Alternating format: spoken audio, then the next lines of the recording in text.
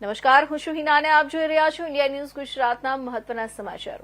મહત્વની સમાચારોની શરૂઆત કરતા પહેલા એક નજર આપણે કરીશું મોટા સમાચારો પર, જ્યાં છેલ્લા 24 કલાકમાં રાજ્યના 140 તાલુકામાં વરસાદ નોંધાયો હોવાના સમાચાર મળી રહ્યા છે. છેલ્લા 24 કલાકમાં રાજ્યના 140 તાલુકામાં વરસાદ, મધ્ય ગુજરાતમાં હળવાથી મધ્યમ ઝાપટા ચાલુ.